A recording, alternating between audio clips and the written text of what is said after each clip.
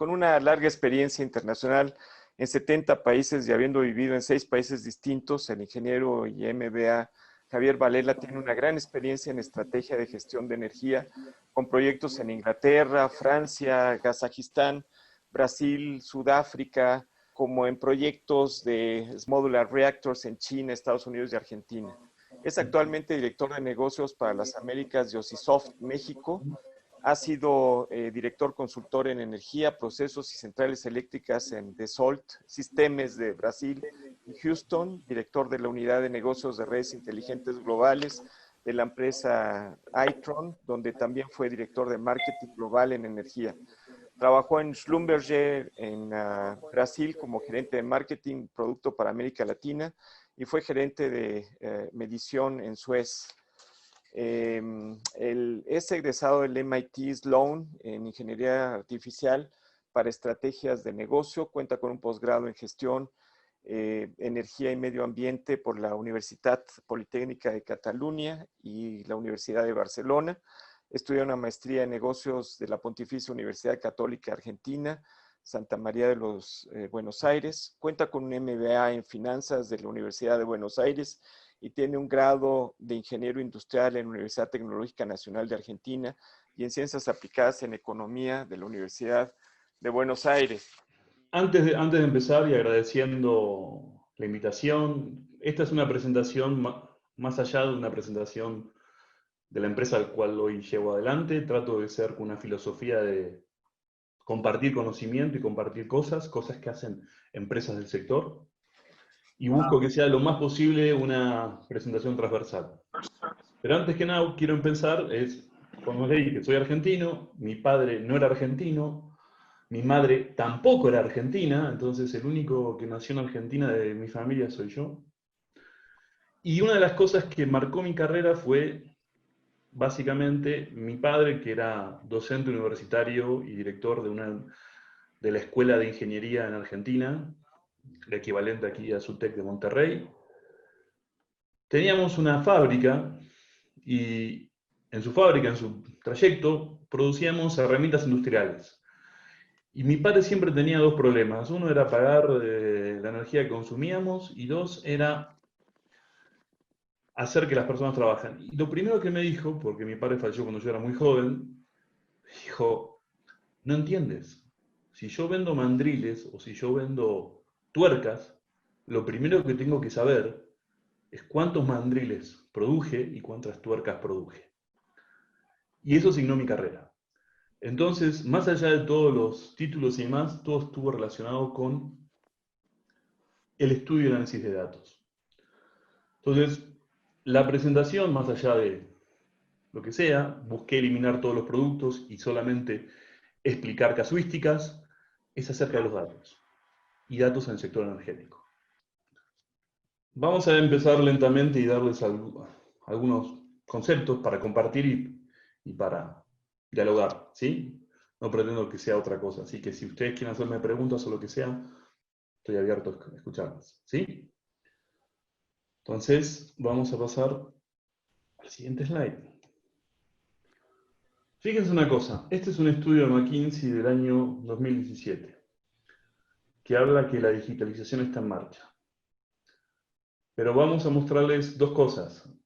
Las industrias que tienen alta digitalización o que están bien digitalizadas o en proceso de mucha digitalización y las que están bajas en digitalización. Ahí van a encontrar las utilities, se van a encontrar minería, van a encontrar química, oil and gas, ¿sí? Pero lo más interesante de esto es lo que dice el slide, la lámina. Fíjense que las que tienen mayor posibilidad de digitalizarse son las que más contribuyen al Producto Interno Bruto. O sea, ese es el primer tip. Estamos en un mundo que dicen todos los consultores y demás que nos estamos digitalizando, pero las industrias pesadas que han definido nuestra vida, pre-COVID vamos a decir, están bastante digitalizadas. ¿Sí? ¿Qué está llevando a la digitalización? ¿Y qué es lo que acelera la digitalización a nivel de las industrias? ¿sí? Y más a las industrias como la nuestra, la energética. Primero y principal es, hace unos cuantos años atrás, no quiero decir muchos, tantos años, ¿sí? Para no herir a nadie en su susceptibilidad, para medir algo teníamos que poner una escala. Para medir algo teníamos que poner muchos sistemas de control, muchos sistemas de automación. Lo primero de hoy es que hay sensores que están a bajo costo, que se utilizan para medir cualquier cosa. Entonces, cuando en el mercado le hablan del edge computing, el edge computing es eso, son los sensores, las capacidades de medir. Hoy hay sensores que prácticamente miden cualquier cosa, ¿sí? Y se pueden colocar en cualquier lugar. La segunda parte de esta digitalización tiene que ver con cada vez es más barato almacenar datos en sistemas de hardware. Esa es una ley. Yo siempre hago la comparación. El cloud computing hoy es el mainframe barato del pasado.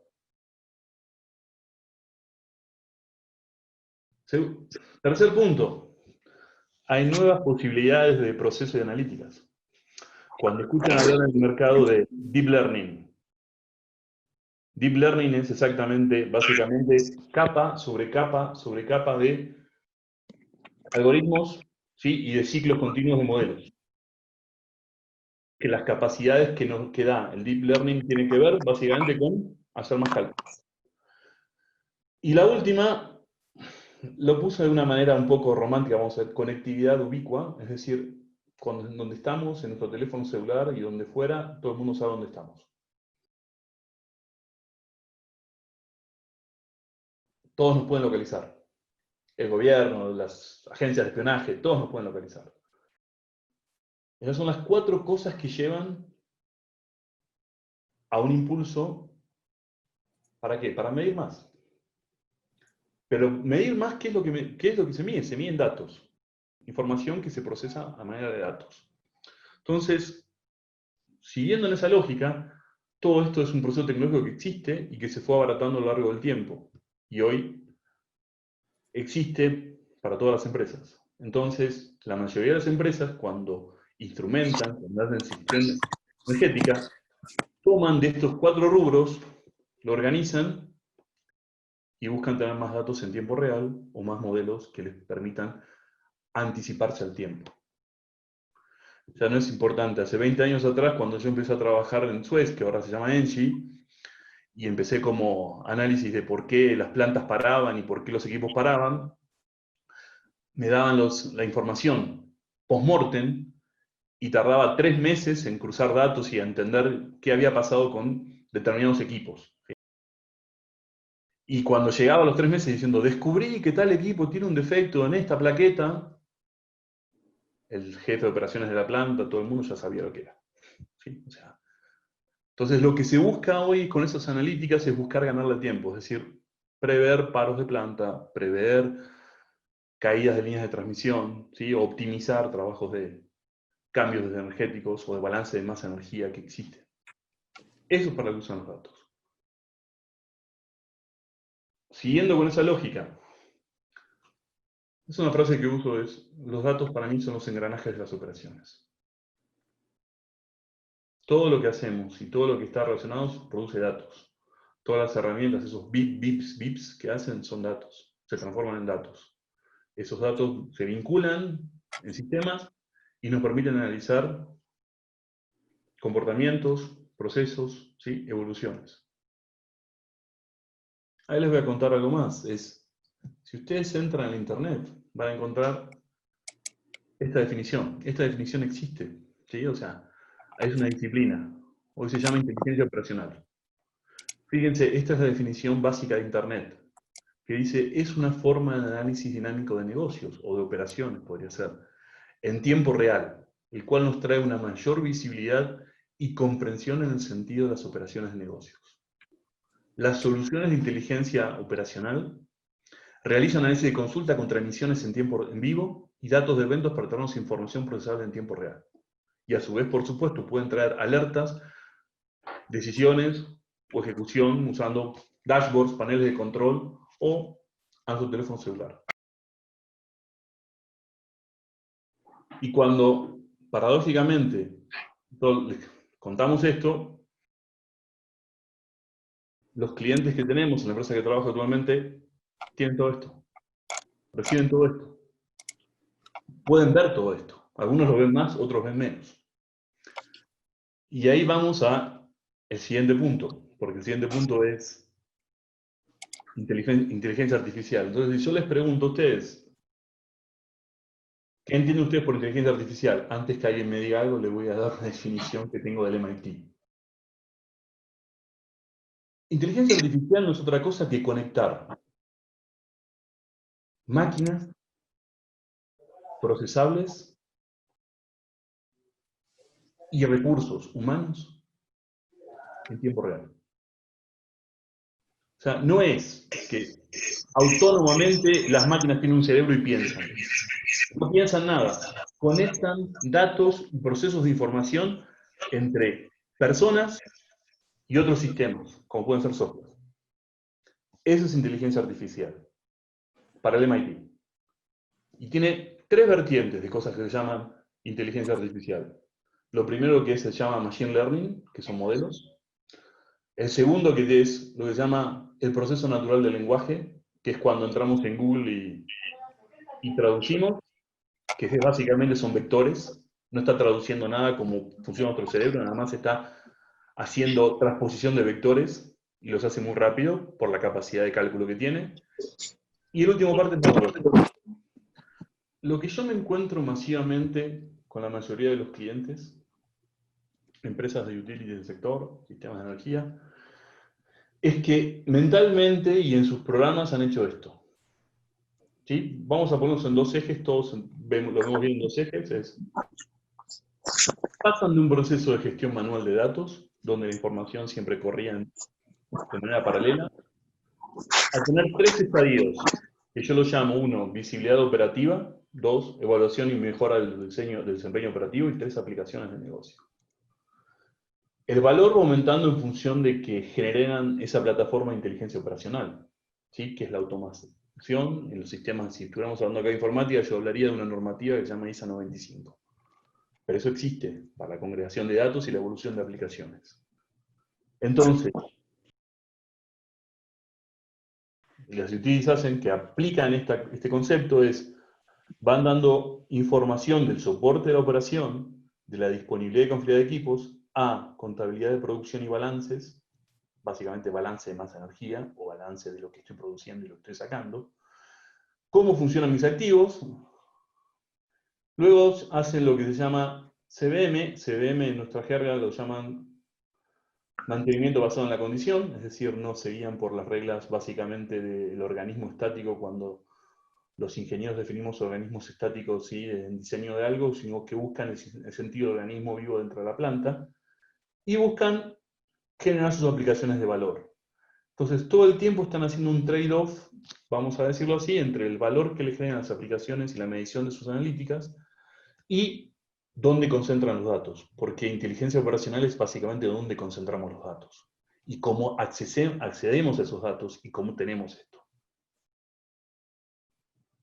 Hay miles de plataformas que hacen eso, hay miles de situaciones de otros sistemas y aplicaciones que hacen eso. El problema es cómo está ordenado eso. Porque el mayor problema que tenemos cuando comparamos datos es básicamente mirar peras con peras, ¿sí?, y manzanas con manzanas. Si comparamos cualquier otra cosa de manera diferente, nuestras opciones van a ser diferentes. Entonces, es lo que sucede en muchos países donde tenemos 15 o 20 explicaciones distintas de cuánta energía producimos, dónde la distribuimos, ni hablemos dónde la perdemos, porque la energía no se pierde, se volatiliza en muchos países. Pero el concepto es ese. El concepto es que la energía se pierde, las máquinas se resienten, y todo esto se puede medir, todo esto se mide.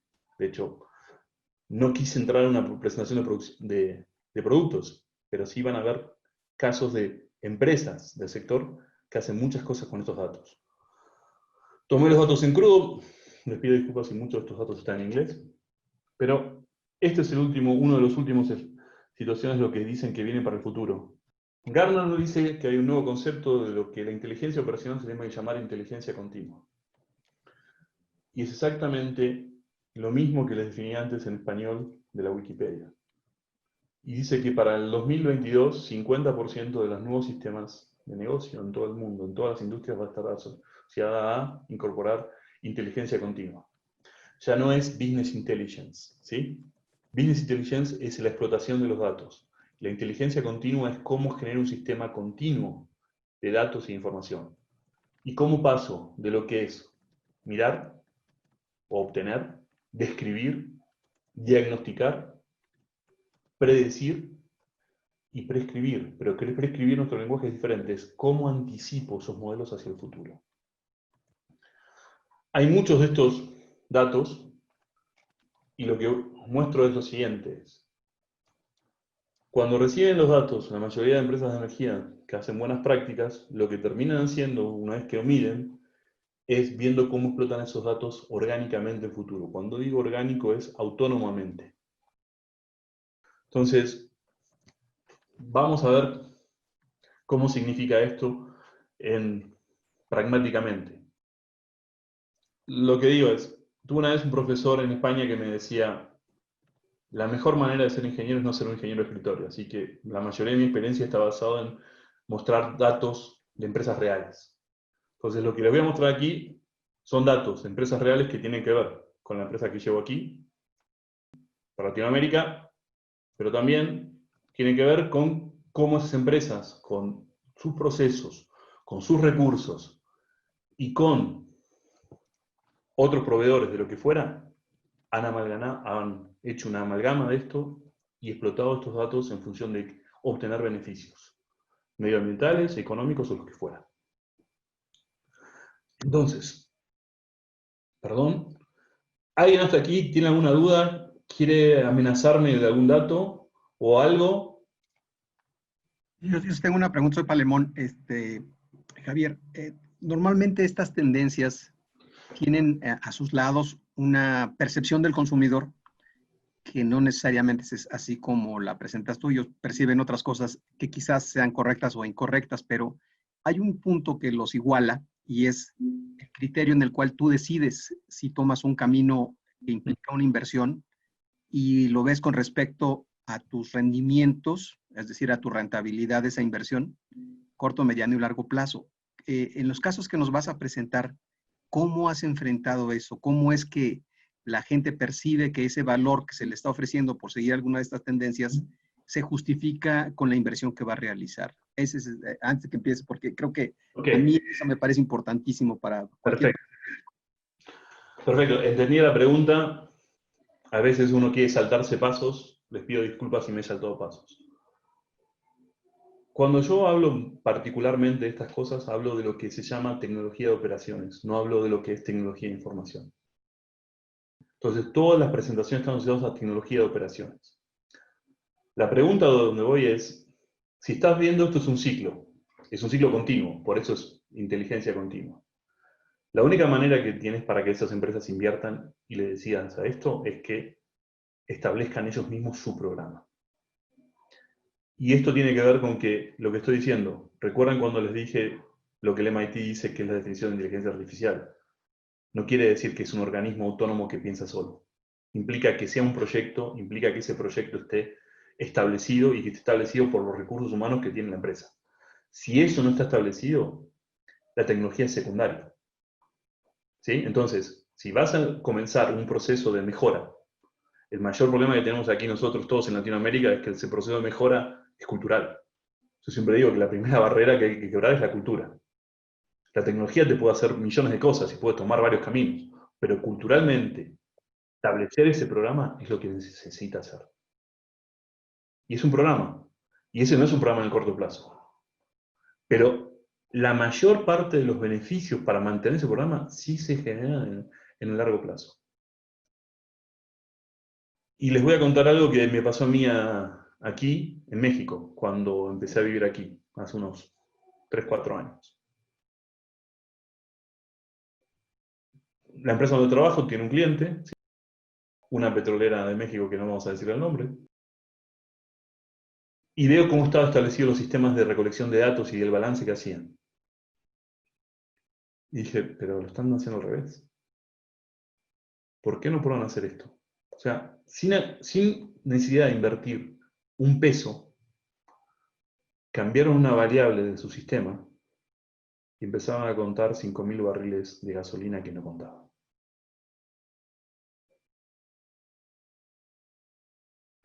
Los beneficios de los procesos de datos son de corto plazo, pero el proceso en sí mismo tiene que ser de largo plazo. Esa es para mí la definición a la pregunta. Y hay un caso muy particular que voy a mostrar aquí que está orientado a ese mismo concepto. Aquí les puse nuestra terminología informática, decimos que son business case o use cases. Para mí son ejemplos, vamos a dar ejemplos. Muchas de estas presentaciones son por de mi empresa y están hechas directamente por la empresa que lo hizo. Entonces, esto es presentación que si van al sitio de la empresa donde yo trabajo van a encontrar esta presentación completa, de este cliente completo. ¿Sí? Este es un extracto de qué hice. Esto es Bessel. Bessel es una empresa de energía en Australia. Lo que dice es, básicamente, ¿qué fue su reto? Tener más visibilidad del dato de las operaciones. Vamos a empezar simple. Los datos viajaban para cualquier lado, no los concentraban, no los podían ver. Establecieron un método de información como solución, establecieron un comité interno para entender dónde los datos tenían que ser. Y el resultado fue, fíjense ahí, la eficiencia de la planta aumentó, el mantenimiento y la disponibilidad de la planta mejoró, y tuvo 2.5 millones de dólares en ahorros en el primer año. En su visión, como un objetivo conservativo, que iban a tener casi 7 millones de dólares de ahorros en combustible, ¿sí?, por año. Y si fueran realistas en los ahorros que iban a tener utilizando más tecnología y los datos al momento preciso para tomar mejores decisiones, 10 millones de dólares por año. No es una presentación mía, es una presentación de ellos. Estos son datos básicamente de ellos. Los consolidé, pero entran al sitio de Osisoft y van a encontrar, y buscan Bessel y va a aparecer quién fue el que presentó, quién está y qué hizo. 20 slides respecto de esto. Pero lo que hizo es concentrar información, actualizar información y generar un comité, vamos a decir, de gobierno de esos datos. ¿Sí? Que representara a todas las partes de la compañía. Continúo. Kansai. Los japoneses, ¿sí? Bueno, Japón, me van a decir, Japón es bastante asociado a su creación. Pero lo que querían hacer es minimizar paros, ¿sí? Optimizar el plan de mantenimiento y hacer que sus plantas fueran más eficientes. Mezclaron la tecnología de lo que tenían los sistemas de control con sistemas varios, sistemas de proceso de datos varios, que pueden generar modelos, y empezaron a ahorrar 3 millones de dólares por año a través de reducir los paros de planta no previstos y costos en operación y mantenimiento, más allá de nuevos servicios. También, en el corto plazo lo hicieron. En el corto plazo. Voy a seguir, si me lo permiten, ¿sí? Copel. Bueno, viví 7 años en Brasil, no puedo dejar mi lógica brasilera, ¿sí? En algunas cosas. De hecho, una de mis hijas nació en Brasil, así que... Ve en tiempo real con el sistema la disponibilidad de transformadores. Lo lleva Power BI, que es una herramienta bastante fácil de Microsoft, pero ve en tiempo real todos los transformadores que tiene. Lo hizo, si yo no recuerdo mal, el proceso que yo estuve fueron 4 semanas que logró esto. Y por colores va definiendo cómo están y los va monitoreando. Todo esto es tiempo real. ¿Cada cuánto es tiempo real? La definición es... Tengo un cliente aquí en México que se llama Cemex, que no tiene que ver con el mundo energético, aunque sí tiene una división de energía que... Y ellos ven la producción continua de sus 63 plantas en todo el mundo cada 4 segundos actualizada. Solamente usando internet, ¿eh? O sea... Y ven el perfil de carga de los alimentadores. Entonces, ven la potencia, ven lo que está usando, ven cómo está la disponibilidad de transformadores, hacen estudios con los sincronizadores de los armónicos, ¿sí? Y ven exactamente cuándo tienen que hacer sus operaciones de mantenimiento de transformadores. ¿Sí? Es bastante importante esto en Brasil. La zona de Copel, que es una zona del sur, es una zona donde hay mucha selva. Entonces, lo que sucede es que en las líneas de transmisión y en los lugares así, cuando hay muchas lluvias, la época de lluvias en Brasil es muy fuerte, ¿sí? Generalmente genera muchos problemas a los transformadores y los aumentadores. Y para eso tienen esto. Ellos no dijeron los ahorros, sus ahorros me dijeron que son 6 cifras, no lo publicaron, porque si no, el regulador de Brasil les bajaría la tarifa. ¿Mm? Voy a seguir. Electric Utilities. Es una empresa de Canadá. En ese concepto, estos le pusieron sensores a todo. Básicamente a todo. Dentro de esos sensores, fíjense, eso es todo lo que mide. Temperaturas, presiones, control, análisis de gases, protección de transformadores, filtraciones, todo, absolutamente todo, todo, absolutamente todo. Entonces, básicamente, miden todo. Son pequeños sensores, le pusieron a cada parte un sensor. Un sensor que cuesta, no sé, 20 centavos de dólar. Y reciben esos datos. Y lo que ellos hacen, ¿sí? Tienen notificaciones, ejemplos de problemas que no ven básicamente las escalas, o problemas que tienen, como se llama, con cambio de temperaturas, alarmas de respecto a los hidrógenos. Y dentro de esta lógica, en sus operaciones, el primer costo que evadieron fue de $500.000.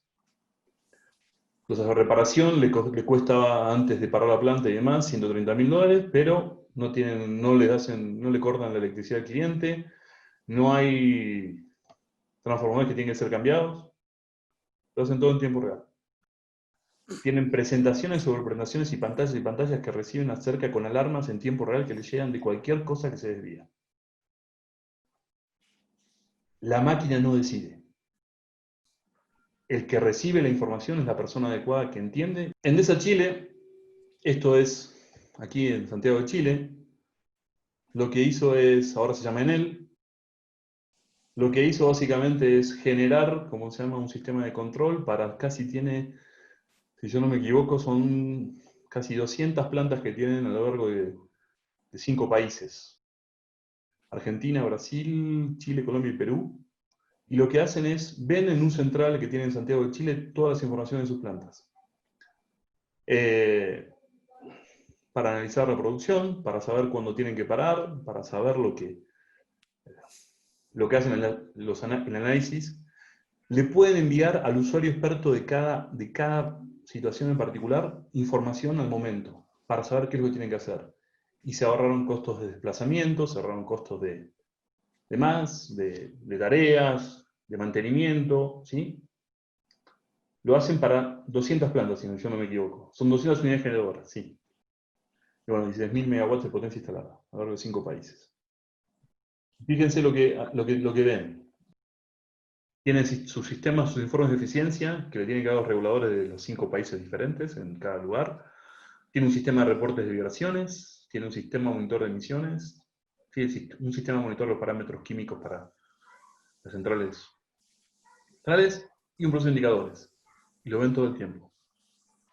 Y saben cuándo tienen que parar la planta, cuándo conviene cambiar los switches de planta y producir más de otra o menos de otra. Lo hacen todo el tiempo. Es Santiago de Chile. Y esto lo empezó en el 2005. Entergy es una empresa de Texas. El mayor problema que tenía es cómo cada vez que hacen un arranque de potencia, tiene un sistema como el que se pensaba tener aquí en el pasado de compras, ventas. Entonces el mayor problema tiene que ver con la potencia de arranque de las plantas. Muchos de los que en la literatura le están diciendo situational awareness, es estado situacional de cómo están las plantas para trabajar. Entonces, básicamente en su generación lo que hizo es cómo proveer y asegurar que estaba dando la potencia indicada a los clientes indicados en la red, pero en la red al mercado. Y utilizando todos estos algoritmos que colocó con la interfase, ¿sí?, máquina-humano y sus algoritmos, ¿sí?, su porcentaje de precisión superó el 95%. Y al final, vamos a decir así, salvo esa parte en la cual está monitoreando esa información, ¿sí?, lo único que está son en reportes Excel. ¿Ok? Lleva la información final. Pero luego la parte de análisis y saber exactamente cuándo tiene que ser la potencia de arranque y demás, lo tienen todo en un sistema centralizado de sus distintas plantas. Ese es el caso en el cual vemos el tema del proceso. Esto es Detroit Energy. De más está decir que todos estamos familiarizados con lo que pasó en Detroit y cómo está Detroit y todos los temas relacionados con Detroit. Esta compañía, de una zona que era muy industrial y que cayó, empezó a invertir bastante pesadamente en todos estos sistemas del año 1998. Estamos hablando hace 22 años atrás. Quería optimizar su planta, su gestión de planta, no ver solo la planta, sino ver todas las plantas. Maximizar la producción en función de las plantas, no maximizar la producción de la planta, como concepto diferente. Y empezó a invertir en estas tecnologías. Básicamente, primero lo que es concentrar datos, saber que la información es secuencial, trazable, medible, auditable, y aplicar a los distintos centros esa información que necesitaban. Es una jornada que empezó hace 22 años. Fíjense cómo lo estructuraron. Primero, la parte de abajo de la pirámide, que es lo que fue su proyecto, es: vamos a concentrar información. Tenemos datos en cualquier lugar. Sus ahorros, ¿sí?, $3 millones. Vamos a empezar a hacer implicaciones de ingeniería, ¿sí? Básicamente, ¿para qué? Para mejorar la parte del costo de combustible. Y pasar de procesos discretos a procesos de datos. 4 millones y medio. Todos estos son costos por año de su modelo cero, ¿sí? Vamos a incrementar la visualización, vamos a hacer que todos los empleados que necesiten esa información tengan más acceso. Es básicamente poner esa disposición de información en la web. 5 millones y medio de dólares por año en esa gestión de tiempo. Vamos a tener dashboards, o sea, tableros de control para ver qué es lo que hace la planta de más, 1 millón. Fíjense cuando empiecen a poner sistemas expertos. Sistemas que tienen que ver con la parte de monitoreo predictivo, la parte de optimización, la parte de generación hacia el futuro. 11 millones de dólares por año. Y la parte que tienen proyectada de su optimización total de producción en las plantas y en mejoras, su visión les va a generar otros 20 millones de dólares por año. Es un proceso que empezaron en 1998. No tiene que ver exactamente con el tema de la tecnología en sí misma. La tecnología evoluciona en función de las necesidades de los clientes, de los usuarios. Es la forma de establecer un programa, es la forma de establecer un proceso. Es la forma de saber qué hacer cuando obtengo el dato, mido y tomo acciones en consecuencia.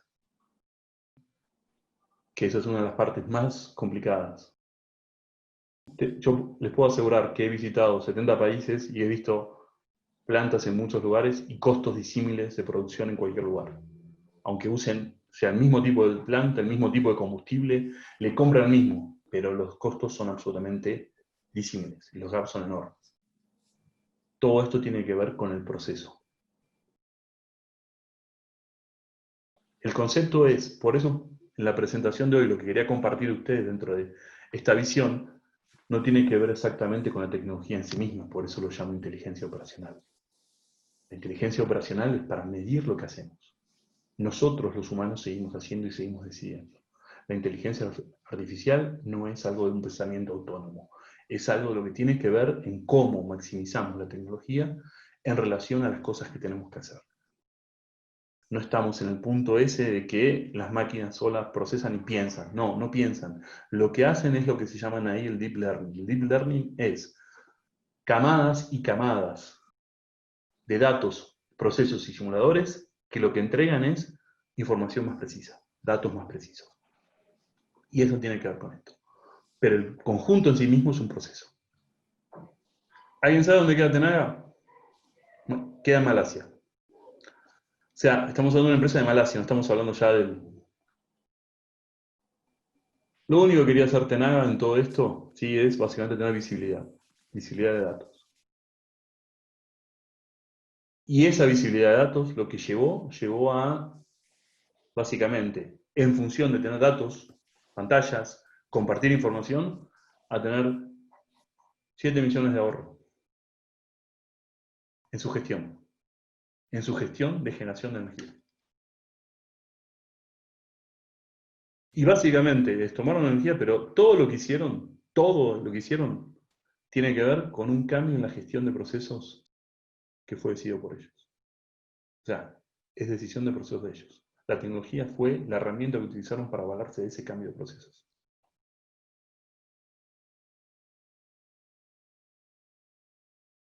Y fíjense, este es su slide.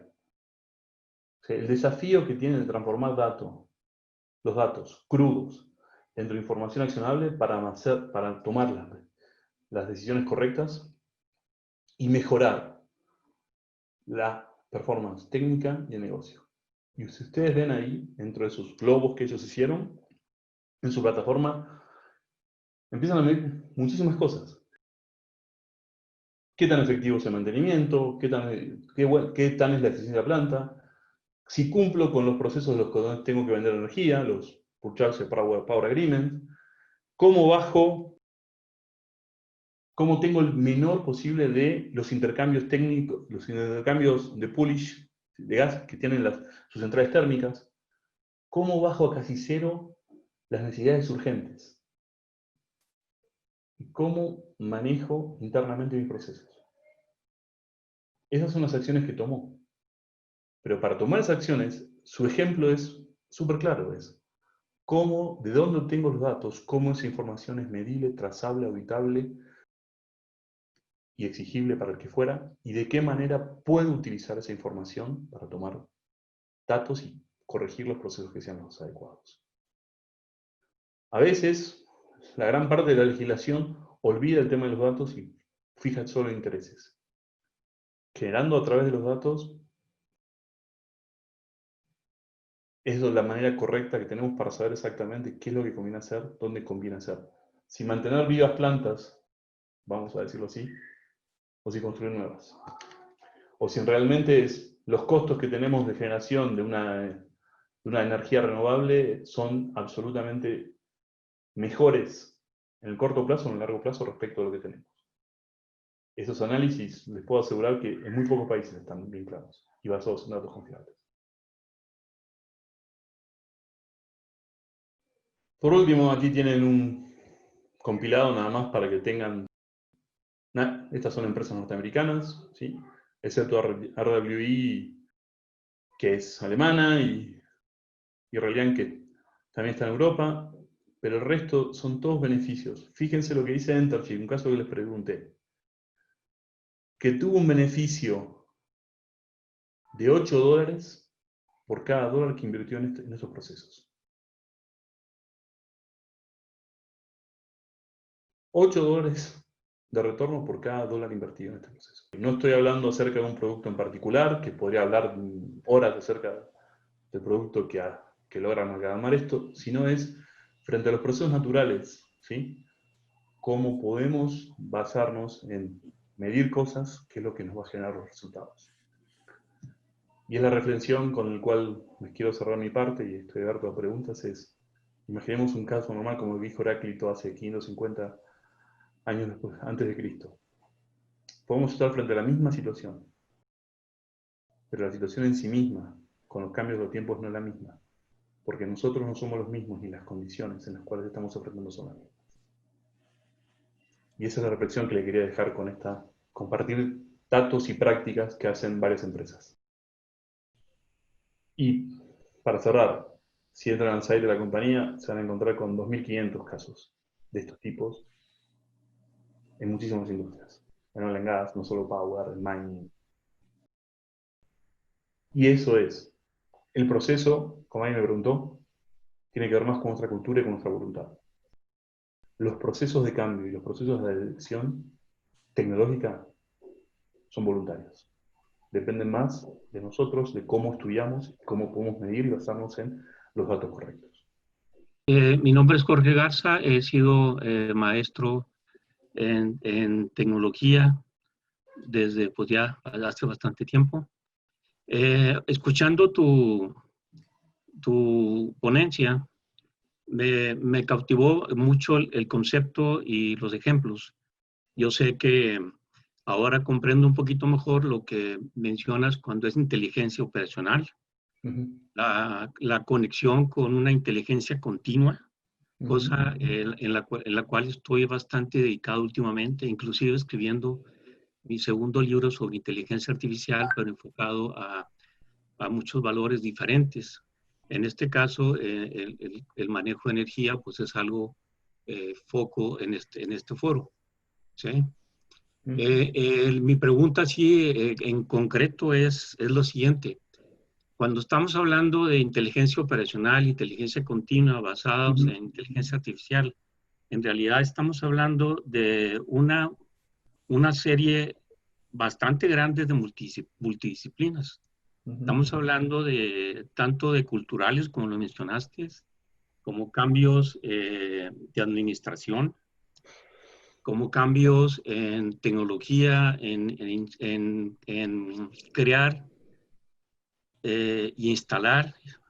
Entonces, todo en concepto suena bastante complejo, ¿sí? La pregunta así básica es, ¿existe alguna guía, algún compendio ya en base a tu experiencia o en base a tus libros que has leído, conferencias, por tu experiencia que tienes alrededor del mundo, que nos pueda simplificar un poquito el camino? Bueno, mira, voy a decirte algo, sí.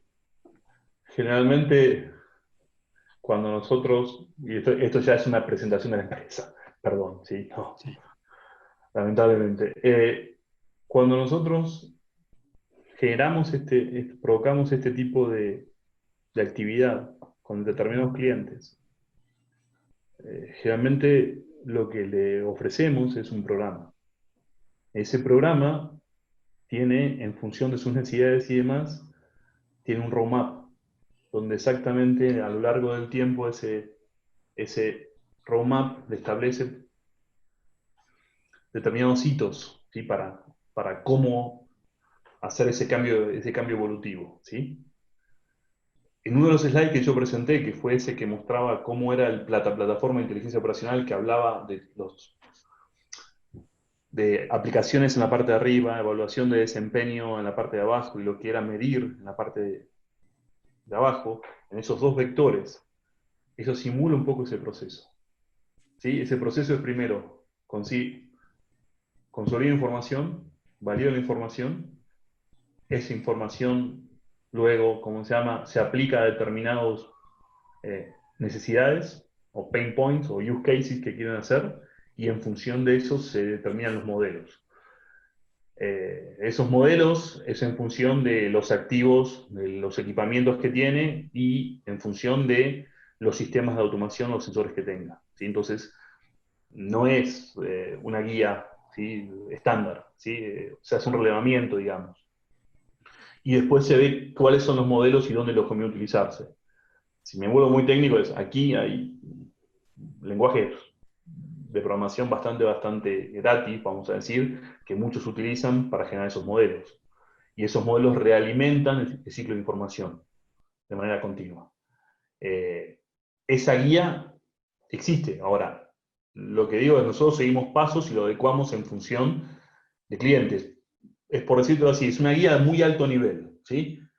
Y después hay que bajarlo a que esto produzca, ¿sí?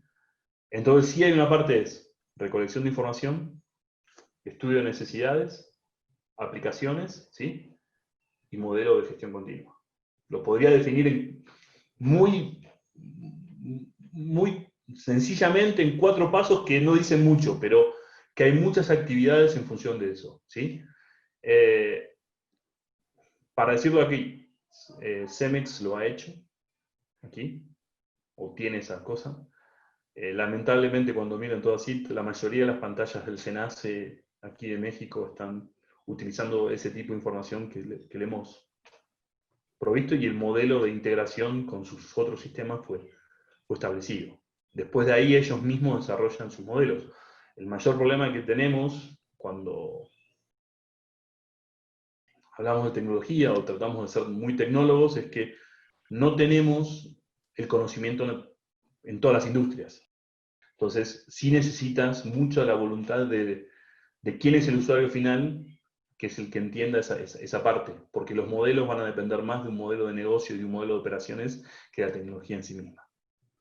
Pero es un proceso evolutivo. Yo lo llamo un proceso evolutivo. Yo lo que generalmente hago cuando llego a este punto es escribo una palabra, ¿sí? Vamos a decirla en inglés porque suena mejor, es revolution, y le borro la R. Y es el proceso de evolución, es paso a paso. Y lo que llevas ahí es que la tecnología va a avanzar. Entonces, como la tecnología va a avanzar, tienes que estar abierto a que ese proceso y ese proyecto, el usuario final le va a agregar cosas a lo largo del tiempo. O sea, el proceso, por eso hablo de un proceso continuo. No termina con la tecnología. Pero sí tenemos un modelo y puedo ver la manera de compartirlo en el clúster, sí, de una manera sencilla para que vean exactamente esas etapas. ¿Sí? Porque está calendarizado pero, por ejemplo, te puedo decir que en este momento, en alrededor de Latinoamérica, tenemos 20 clientes así, en estos estadios. ¿Ok? Muchas gracias. No, a ti por la pregunta, gracias. ¿Cuántos años que CFE tiene esta herramienta? Muchísimos. ¿Pero la usa bien? No. ¿Ok? Yo creo que CFE tiene esta herramienta desde el año 98, me imagino. El problema no tiene que ver con la herramienta en sí misma. La herramienta puede ser una caja negra. O sea, lo que yo digo es, pensemos las cosas de una manera. Yo puedo comprarme la mejor computadora que haya en el mercado, el mejor teléfono celular, pero si lo utilizo para recibir llamadas y lo utilizo nada más para mandar mensajes, no sé para qué quiero el mejor teléfono celular del mercado. ¿Entienden? Entonces lo que digo es, por eso yo en ese sentido soy bastante crítico respecto de cuando vienen empresas y te dicen, hago inteligencia artificial, sí, hago un modelo y hago plug and play y se acabó. No. ¿Por qué? Porque lo que digo es, la elaboración va desde el origen de los datos. Entonces, desde el origen de los datos hasta que llega a que esa información sea accionable pasa por distintos estadios. Siempre la gente de CFE ha sido muy cauta, por no decir temerosa, de meterse a estas nuevas tecnologías. Lo que quiere es cuidar su ranchito, cuidar su parcela, no meterse en problemas. Y lo que decíamos Javier y yo, para tener inteligencia artificial necesitas tener inteligencia del otro lado del escritorio, ¿no? Y si la gente no le mete el expertise que tiene a las fórmulas, a los paradigmas, a las ecuaciones que tiene que funcionar, pues no. Ahorita mismo está participando con nosotros otra amiga, Diana, que también se dedica a cuestiones de tecnología en CFE y pues también lo conoce todo esto, ¿no? Que tenemos usuarios muy flojos, tenemos usuarios muy cautos, temerosos, y la misma tecnología, y no estoy hablando nada más de la tecnología operacional, sino en todos los sentidos, deja mucho que desear en todo CFE. El Creo que SENACE está Pemex muy, perdón Manuel, el SENACE está muy de acuerdo, ¿no? O sea, nos utiliza para todos, incluso ha desistido de ciertos proyectos últimamente para seguir utilizando más cosas.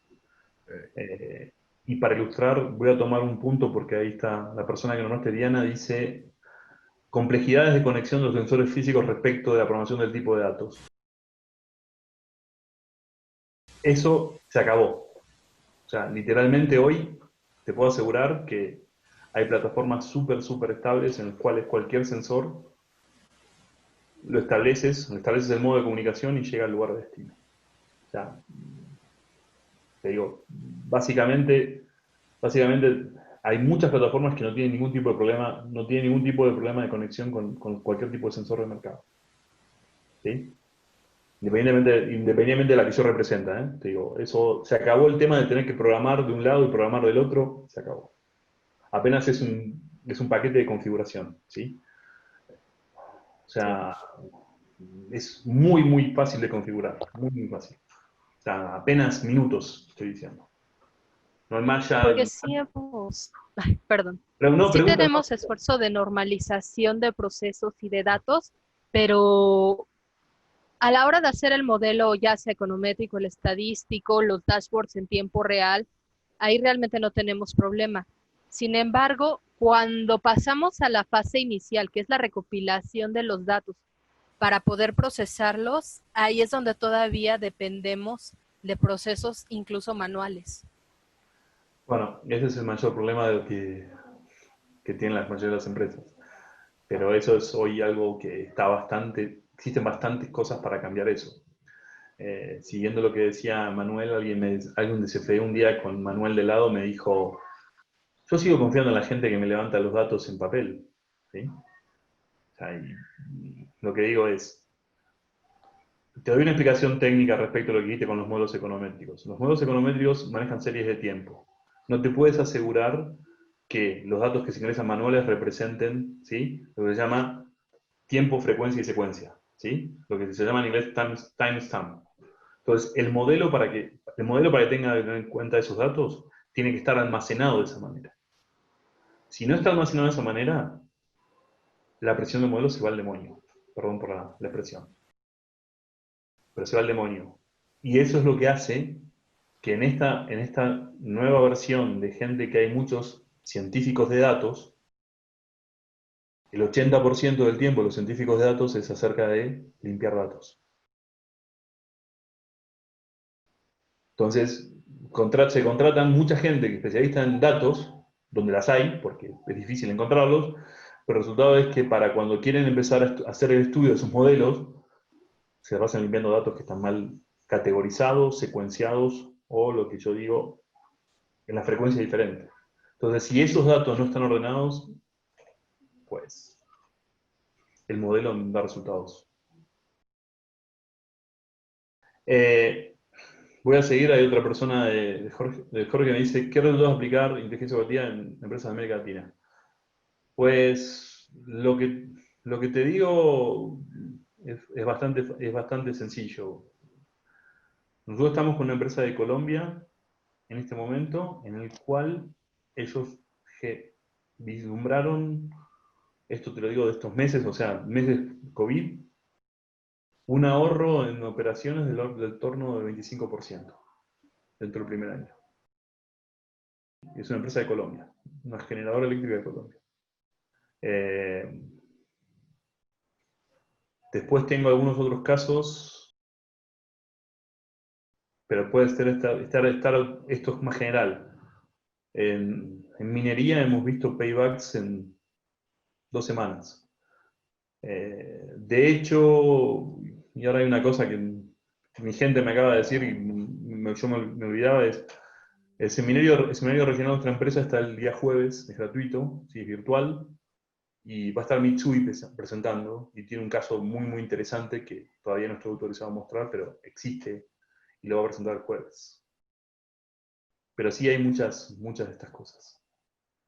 O sea, generalmente los procesos, cuando están bien ordenados y está bien organizado el proyecto o el programa dentro de la empresa, genera resultados muy rápidos, muy en el corto plazo. Cuando llega una empresa que quiere hacer cualquier cosa y medir las cosas de cualquier manera y no prever ese orden de los datos, los resultados no van a llegar nunca. Ese es el concepto mayor que puedo decir. Entonces hay que entender muy bien de dónde vienen los datos, cuáles son los datos y cómo secuenciarlos. Pero eso es apenas una práctica. No es otra cosa. Si no es ciencia de cohetes, vamos a llamarlo. Javier, una pregunta. ¿En el sector de generación privada en México se ha hecho alguna implementación de este sistema? Pues todos los clientes privados en México son clientes míos. Muchas veces vienen desde sus casas matrices, la definición. Pero todas. Hay un punto para seguir eso que quiero decir antes de abordar algo más, perdone si estoy interrumpiendo a alguien, esto no es una cosa de una empresa, esto es una cosa de una colaboración. Un proceso así es un proceso colaborativo, no es un proceso de que viene una empresa y tiene un libro y dice todo. O sea, los datos, los sistemas, los equipos, es la manera de unir todas las cosas de una manera coherente, pero no es monopolio de nadie. ¿Sí? En el término de instaurar un programa de este tipo. No es que te casas con la empresa que yo represento y se acabó. No, la empresa que yo represento hace una parte. El resto lo tiene que hacer otras empresas, ¿sí? Y también lo tiene que hacer, por supuesto, el usuario final. ¿Sí? O sea, que es el más importante a la hora de movilizarse en esto. De entrada, felicitar al maestro por su exposición. Creo que es hoy en día un tema fundamental en los procesos de generación y por supuesto en su integración a los sistemas eléctricos o a los propios mercados. Por ahí Manuel también ya tuvo a bien adelantar un poco sobre tal vez la resistencia, no quisiera decir oposición, es un tanto más de resistencia, para que esto venga dentro de la empresa y de quienes participan en el modelo de mercado eléctrico mexicano, derivado de la reforma energética. Y por supuesto, el primer reto, en el caso que llevé la experiencia en CFE Generación 2, dentro de este marco de la reforma energética, el primer reto fue enfrentar justamente este uso de herramientas de inteligencias de negocios para el manejo de nuestra generación, de las ofertas, de las condiciones en tiempo real, por supuesto, una vez que entrara en operación el nuevo mercado.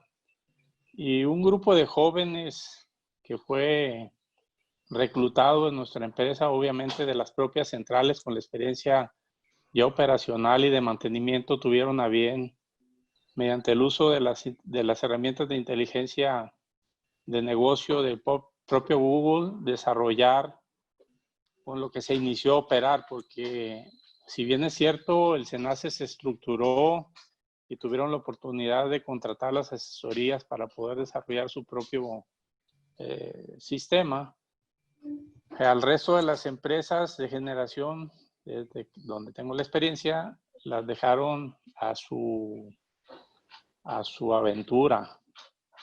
Pero gracias a Dios también, derivado de un grupo de desarrollo tecnológico que ya había en la empresa en materia de inteligencia de negocios, lograron establecer y desarrollar algo propio.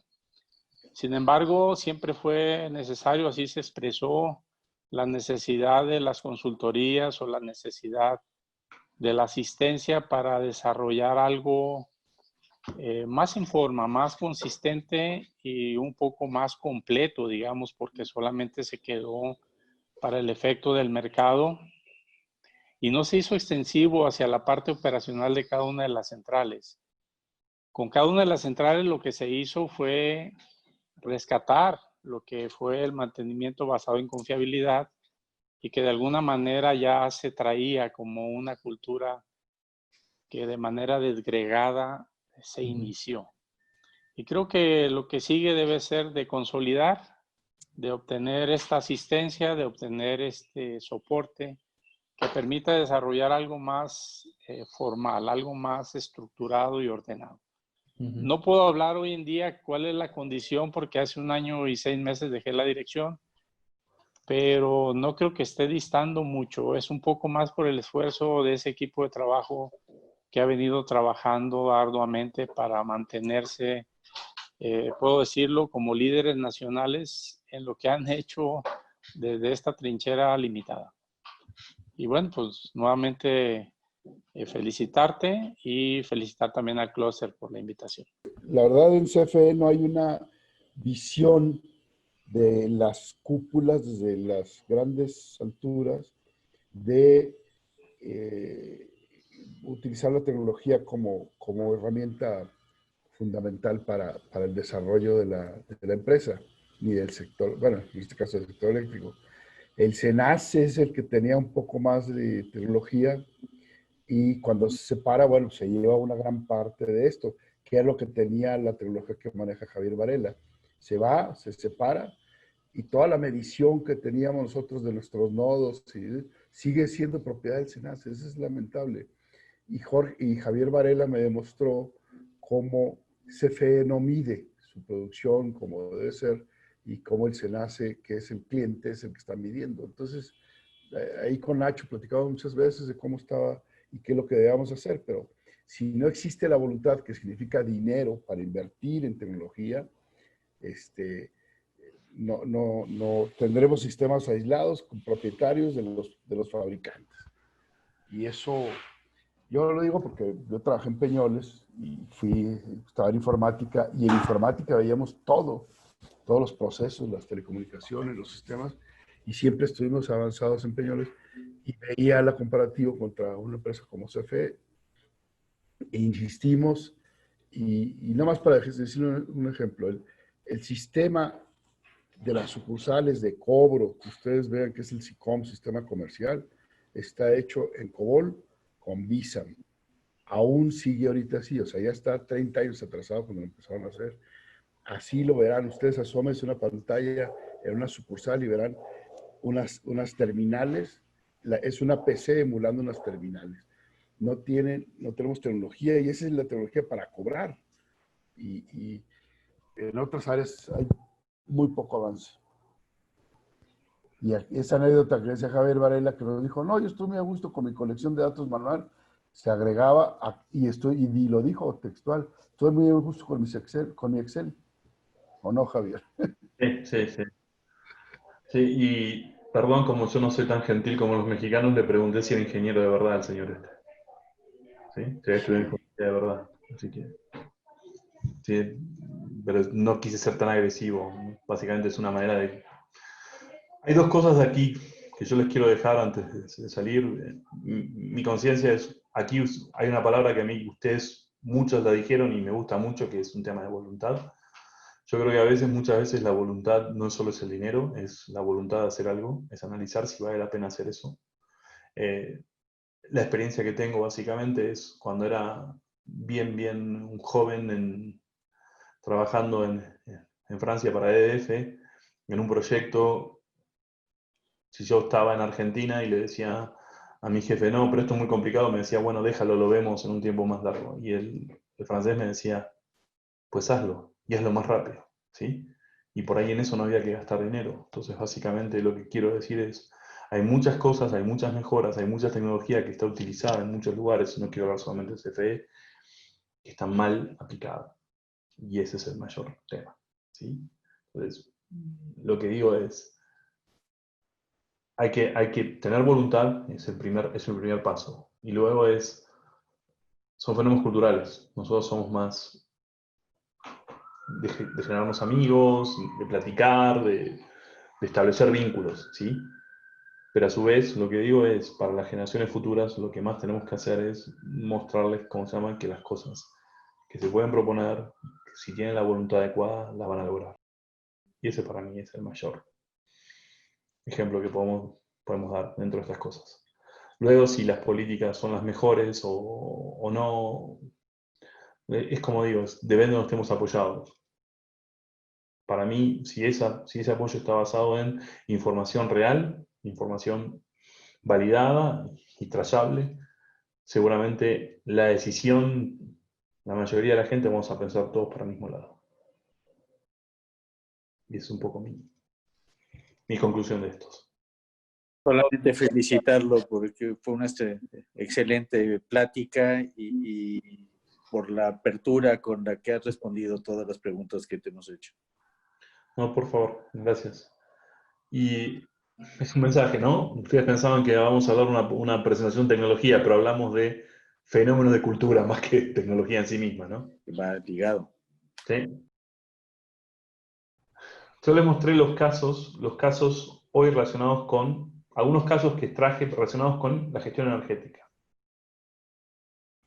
Sin entrar en detalles, la plataforma que usamos es la misma para empresas de energía, para empresas de oil and gas, para empresas de minería, para empresas de manufactura, para empresas farmacéuticas, para empresas de alimentos y bebidas, y para ciudades. No tenemos una aplicación segmentada por cada tipo de industria. Tenemos una aplicación, vamos a decirlo así, una suite única, como se dice tecnológicamente, que se configura en función de las necesidades que tenga el usuario final. Entonces, si queremos medir lo que pasa en una industria, las emisiones, el gasto energético y demás, es la misma plataforma. Porque tiene dos cosas nada más. ¿Dónde está el secreto de todo esto? La capacidad de conectarse a casi cualquier cosa y la capacidad de llevar datos a casi cualquier otra cosa, pero de una manera ordenada. Entonces, lo único que se hace en estas cosas frente a cualquier usuario es proceso. Definir cuál es el mejor proceso adecuado para esto, para lo que quieres ver. Entonces, puedo decir, el SENASA utiliza nuestra herramienta de una manera aquí y la ONS en Brasil la utiliza de una manera diferente. O California ISO la utiliza para otras cosas. Mira otras cosas también. Entonces, eso es lo que a esta empresa le ha dado versatilidad. Y lo que más le da versatilidad es que como se puede conectar a cualquier cosa y compartir con cualquier cosa, es donde entra todo esto, porque todos estos son ambientes colaborativos. ¿Sí? O sea, si ustedes quedan con lo que yo dije, inteligencia artificial es capacidad de conectarse y compartir información. Es eso. Javier, una pregunta. ¿Ya has estado en contacto con el gobierno de la Ciudad de México? Como comentabas, en el caso de CFE, ya lo han aplicado, que es la parte de energía que nos interesa, que nos compete más, ¿no? Pero en el área del gobierno de la Ciudad de México, que están impulsando las renovables, están tratando de impulsar algunos proyectos, tal vez les podría interesar mucho el que esto se aplique, ¿no? El asegurar que esto se aplique en los nuevos proyectos. Y como decías, no únicamente en la parte de energía. Pues como yo siempre le digo, yo estoy aquí en México, así que no soy chilango, pero soy chelango. Y les propongo una cosa más. Elijan un tema que sea relevante. Envíenme una lista de los temas que quedan relevantes. Busco de lo que tengamos mayor experiencia, ¿sí? Y la próxima sesión que hagamos también, si quieren, lo hacemos en función de eso. Así no es más una cosa, ¿sí?, unilateral, si buscamos que sea algo que sea un poco más. El caso que le mostramos de Detroit Energy hoy, en el cual ven cómo es un proceso a lo largo de 20 años, pero cómo es recurrente en una empresa en el cual debe estar produciendo menos energía hoy que hace 25 años atrás, por las cuestiones demográficas y las cuestiones industriales de Detroit. Entonces, básicamente ese es un tema. O cómo harían, tenemos muchos clientes que lo que están haciendo son estudios de ellos más que nuestros, por supuesto. Están viendo cómo popular y cambiar su oferta eléctrica de tecnologías fósiles a renovables. El problema es cómo haces esa secuencia. No es, ¿sí?, vamos a poner más energía renovable y cómo manejamos eso. Entonces, ¿cómo reemplazo mi tecnología fósil con energía eléctrica? Entonces, lo que quiero decir, hay muchos temas para ver, hay muchos temas para pensar. ¿Y cómo implica esto también al sector de agua, por ejemplo? ¿Sí? Los grandes consumidores, los grandes consumidores energéticos son los sectores de agua. Si en el futuro vamos a necesitar tener que desalinizar agua para nuestras necesidades, ¿sí?, la desalinización de agua es proporcional al consumo energético. ¿Sí? Quiero desalinizar más agua, necesito más energía. ¿Sí? Para más filtrados, más membranas, más procesos de ósmosis inversa, consume energía. ¿Ustedes saben hoy cuánto es la proporción de cobre que lleva un carro moderno? 15%. ¿Sabe qué proporción de cobre debería llevar un auto eléctrico? Más del 50%. O sea, literalmente, para todas las cosas a las cuales nos tenemos que enfrentar para mejorar nuestro presente, pensando en el futuro, necesitamos hacer adecuaciones que no son menores desde el punto de vista de la gestión. Y cómo para mí, es el defecto que dije desde pequeño que tengo, ¿sí? Hay que medir cuáles son los datos de esos cambios. Si no podemos prever eso, lo más difícil es que estamos haciendo cosas más por capricho que por otra cosa. O capricho es la palabra que me sale, perdón. Es lo que entiendo así.